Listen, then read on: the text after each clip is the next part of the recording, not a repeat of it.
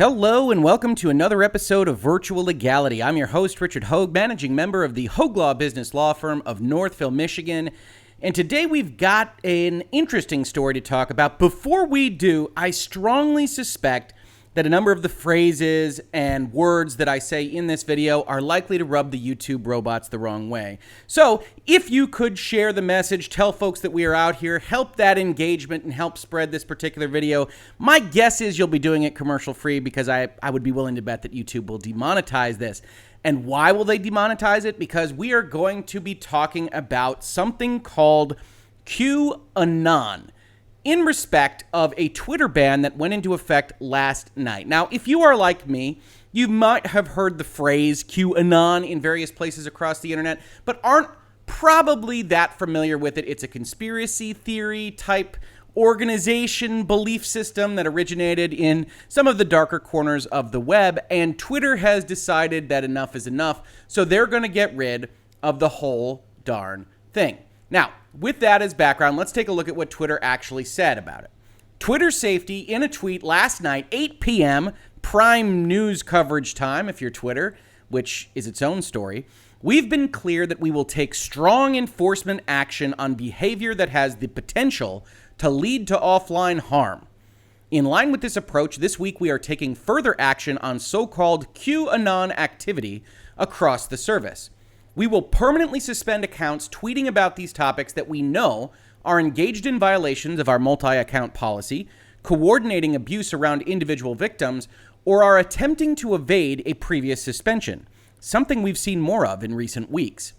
In addition, we will no longer serve content and accounts associated with QAnon in trends and recommendations, work to ensure we're not highlighting this activity in search and conversations, and block URLs associated with QAnon from being shared on Twitter. These actions will be rolled out comprehensively this week. We will continue to review this activity across our service and update our rules and enforcement approach again if necessary. As we work at scale to protect the public conversation in the face of evolving threats, we'll continue to lead with transparency and offer more context on our efforts. In other words, we'll tell you more later, but this is what we're doing right now. Now, there's a lot to dig into here just with respect to this statement, so we'll start here. We've also got an article that I think details things a little bit better than Twitter did on its own by talking to a Twitter spokesperson. But suffice it to say, if you read through all of this and you had never heard the phrase QAnon before, you probably know nothing additional based solely on Twitter's statement about why this is happening right now. They claim that they are doing it for a potential to lead to offline harm, and you certainly see in this first kind of substantive statement that they give us that they are aimed at things that we know are against their rules. Multi-account policies, coordinating abuse around individual victims, or attempting to evade previous suspensions or bans are all things that Twitter generally bans, generally prohibits, but not on a topic-by-topic basis, right? They look at the actual behavior. Are you using multiple accounts to try to enhance your message? Are you avoiding bans? Are you encouraging the abuse of individual victims? Not, are you somehow affiliated with this name or hashtag or group or organization, and now we are going to ban all reference to that name or group or organization? There are bad actors, there are bad apples affiliated with every group everywhere. If you have been watching this channel for a while, you know we did a video at the start of really the unrest here in the United States in which I had a section where a number of commenters actually criticized me for, where I said, you won't see hashtags and group names and things like that on my channel or in Virtual Legality because I can't control what everybody in those organizations does. And so I don't want to be affiliated with people that I am not intimately aware of. If I don't know who you are, what you organize, what you stand for, what you might do tomorrow, I don't want your name affiliated with my brand, with my channel, and what I'm putting out there into the world. Similarly, I am positive that there are people that are associated with QAnon that are bad apples, just like there are people associated with any other brand, any other name, any other affiliation that are also bad apples. In general, a Western democracy, a country that ostensibly is in favor of the concept of freedom of speech, even though Twitter has private rights to do what it wants and to kick people off their platform, the country that believes in that freedom should look at this and say, you're going to kill a whole topic, regardless of whether they used multiple accounts or avoided bans or coordinated abuse. We're starting to get into a dicey bit of area. Then you start to ask, who watches the watchers question, right? What do you mean by associated with QAnon? Do they have to have it in their profile? Are you keeping some kind of list, maybe a blacklist, about folks that have said something that is remotely similar to what QAnon might have said sometime in the past? Now you're starting to get into Twitter keeping essentially a list of folks that it doesn't want to serve content to, doesn't want to have appear in their trends or recommendations. And then the side question to that is, are you going to get a notification of that if you are marked by Twitter in such a fashion? Or is it going to be some kind of silent suspension, silent ban, maybe a form of shadow ban? And you start to ask these questions, not because QAnon is anything that needs to be defended. I don't know anything about them. Certainly when I read these articles researching this video, they seem to have some interesting ideas. And I certainly think they are entitled to be treated as conspiracy theorists in a number of ways. But I also don't pretend that the best way to keep that messaging down is to just obliterate it. As we will see in this video, the worst possible thing you can do, especially to a group that believes that some kind of deep state, big tech formulation is keeping their message down, is to go public with the notion that you're going to keep their message down. They also say they will work not to ensure that highlights happen with respect to these, and they will block URLs, again, associated with QAnon. I don't know exactly what kind of metric they are going to use for that, what kind of due diligence or research they're going to use for that, and they don't tell us. They say these actions will be rolled out comprehensively this week, and we will continue to review this activity across our service and update our rules and enforcement approach again if necessary. Update our rules is an interesting term of art in the tech field, right? If you've been in virtual legality for a while now, you know we cover terms of service, terms of use a lot.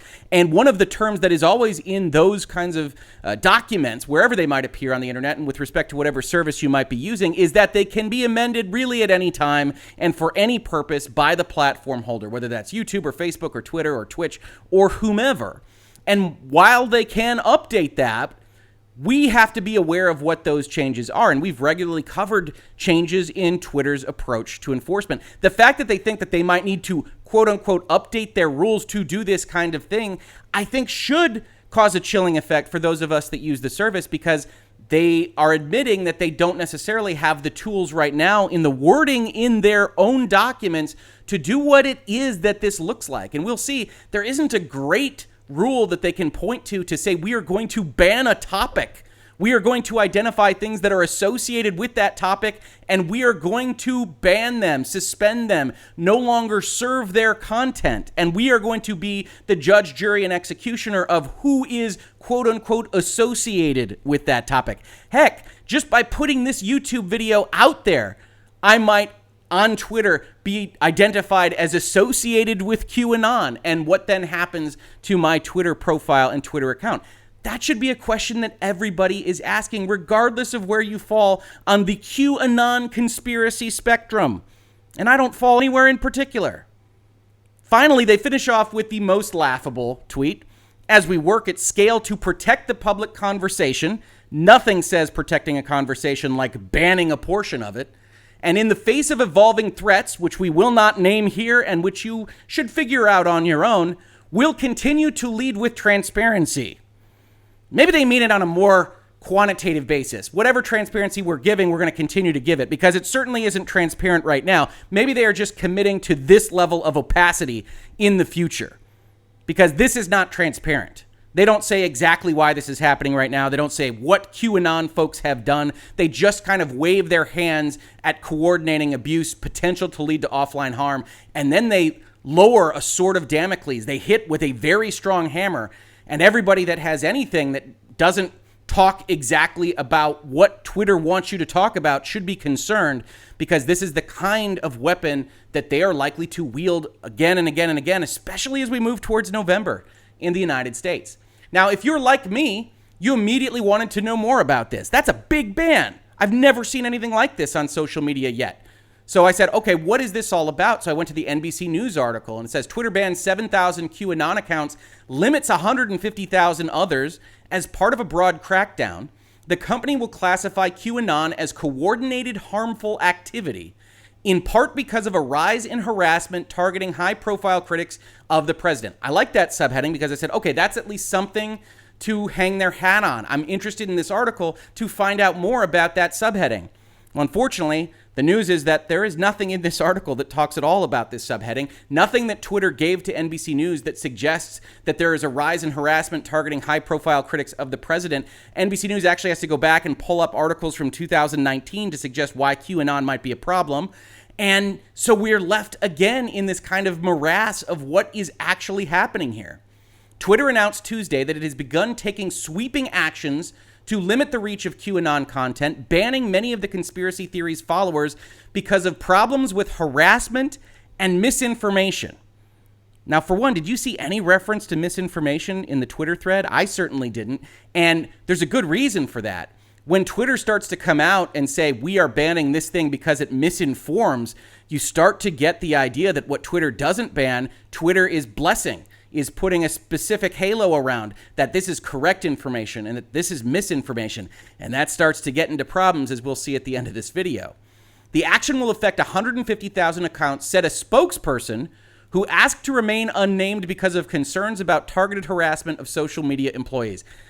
Now, I can understand that. The internet is a world of targeted harassment, and certainly when something like this happens with a group like this, you do have the risk of having targeted harassment, but we still have to put the grain of salt warning on. When you are going to anonymously speak for an organization taking this significant of a step, and you are censoring topics, right? People come into my comments and they say, well, it's not censorship if it's not the government.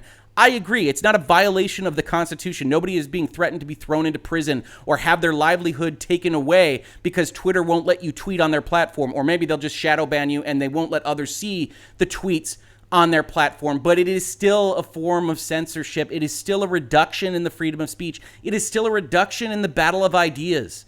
I still and forever will stand for the notion that you kill bad ideas with better ideas. You have the conversation and you expose people for the idiots that they are. But you can't do that when you ban the conversation in its entirety. And I know a lot of you don't like that. I know a lot of you don't agree with that stance, but it is my stance. And I am very fervent in the belief that that is the proper way to deal with dumb ideas and dumb notions, is to address them head on, and hopefully with a good, well-intentioned and smart argument on your side as well. Now, again, you see the reference here to platform manipulation, spam, or ban evasion. That is a topic that Twitter has hit again and again. You can't artificially amplify or disrupt conversations through the use of multiple accounts. You can't avoid bans. This is something that is well within Twitter's wheelhouse. And so if they had left it at that, these accounts that are doing that are the ones that we are going to ban, I don't think this would be that big of a story. The sweeping enforcement action will also ban QAnon-related terms, which were not identified, from appearing in trending topics and the platform's search feature, a ban known QAnon-related URLs, and prohibit swarming of people who are baselessly targeted by coordinated harassment campaigns pushed by QAnon followers. Presumably, NBC News didn't mean to put the word baselessly in there. It implies that it's going to be okay on Twitter to target coordinated harassment campaigns if there's some basis for it. Presumably QAnon and any other group isn't baselessly targeting people, at least not in their own minds, so you don't need that particular proviso, and I doubt Twitter actually gave it to them.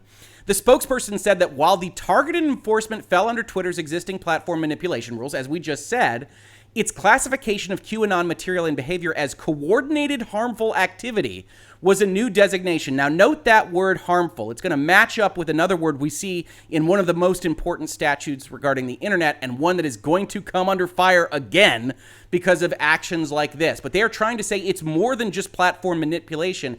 It's actually harmful. Now, they actually don't use the words coordinated harmful activity in their terms of service or in their rules that I could find. If you do find it, please put it in the comments to this video. I'd be happy to check it out.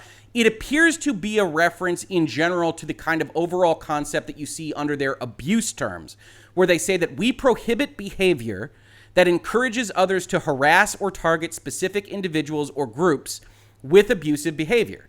So that makes sense. It's not exactly coordinated harm as they kind of indicate in their tweets, but it does match up broadly with what they are trying to say here. The problem, again, is transparency. if you are going to do something like this, and I generally stand for the fact that we shouldn't be okay with harassment, we shouldn't be okay with targeted harm, we shouldn't be okay with these kinds of things, you're going to have to put the receipts out there at some point, Twitter. Instead, you just go out there and say, well, because of all this rising harm, we're going to do this.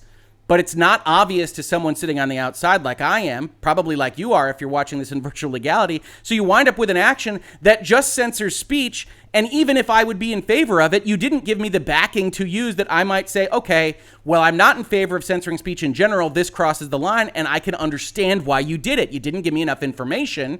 And in fact, you wind up having me search terms like QAnon and finding news articles like this, where NBC News describes it as a right-wing conspiracy theory that centers on the baseless belief that an anonymous tipster is revealing how President Donald Trump is leading a secret war against a so-called deep state. And yeah, I don't know this particular conspiracy theory from Adam. It seems like every YouTube video I do, I learn about a few more conspiracy theories. Thank you, commenters. But in this particular instance, that's fine for a description from NBC News. But in general, there's all sorts of conspiracy theories that are being spread on Twitter all the time. If you haven't been on social media in the past, I don't know, decade, maybe you haven't seen them. But in general, there are conspiracy theories being spread around, and some of which are harmful, all over the place. And so what makes QAnon separate? I think it is beholden on a Twitter or a Facebook or a YouTube to help establish what it is so that we can at least better understand how this kind of decision came to be. Then you have NBC News pulling up all of these 2019 articles and an FBI designation again from 2019, none of which relate to July 22nd or 21st, 2020. So we are left with no further information. And that leads us to the overall purpose of this video. What happens when a tech company or any other company takes a significant step to do something, to suppress information? And maybe they're within their rights. Maybe you come in and you say, Rick, no, I think QAnon really is dangerous. This is okay. Twitter should take steps. What happens when that occurs and when you don't give additional information and when people have to go figure out what it is you just did? This happens. Google trending searches, #1, Wednesday, July 22nd. QAnon, 200,000 plus searches. I can guarantee you that 200,000 plus searches for QAnon were not being conducted for the prior month before this happened at Twitter. So you get into a situation where not only do you try to suppress speech, not only do you try to suppress that speech that is actually based on the premise that big groups and big forces are trying to suppress our message, but you also encourage everybody to go seek it out. What do we call that? Well, we call it the Streisand Effect. As Wikipedia says, the Streisand Effect is a social phenomenon that occurs when an attempt to hide, remove, or censor information has the unintended consequence of further publicizing that information, often via the internet. Now, this actual Wikipedia entry says it was coined by Mike Masnick of Tech Dirt in 2005. I will formally and personally object to this particular sentence in Wikipedia because my law professors were talking about the Streisand Effect in 2004. I actually graduated in 2005, so there's a limited amount of time where I could have learned about it in law school, and I, in fact, did before my third year. And this particular comment from Tech Dirt is still useful to us. How long is it going to take before lawyers realize that the simple act of trying to repress something they don't like online is likely to make it so that something that most people would never, ever see is now seen by many more people? Let's call it the Streisand Effect. And if you aren't familiar with the direct reference here, this was in respect of a case that Barbara Streisand filed about some photos that were taken of her home. It says, before Streisand filed her lawsuit, the particular image had been downloaded from the other law firm's website 6 times, and 2 of those were by Streisand's attorneys. As a result of the case, public knowledge of the picture increased greatly, and more than 420,000 people visited the site over the following month. Well, I tell you what, Twitter just engaged in the Streisand Effect writ large. And for what purpose, right? They didn't tell us what it is that triggered this particular action, this particular day, this particular week. Now, we have our guesses because we're moving closer and closer and closer to a presidential election of some import, and we're all dealing with the world in 2020. But without that additional information, you have people go and seek out this information, and worse, you have Twitter effectively taking another step towards burning the internet to the ground. You might have seen me do in Virtual Legality a video a couple of months ago now at this point that talked about President Trump's executive order, that he wants to change the function of the Communication Decency Act, Section 230. That's probably a reference that you will also see online around this particular topic. If you aren't familiar with it, and if you are familiar with it because you've been in Virtual Legality for a while, I am sorry. This particular law says that if you are a platform, if you are a provider of a service online, you won't be held liable for an action taken in good faith to restrict access to any information that you consider to be, among other things, otherwise objectionable, which matches up with the concept of harm, because the rest of these are really focused on things that we might consider illegal or harmful: obscenity, lewdness, lasciviousness, filthiness, violence, harassment, and things that you find otherwise objectionable.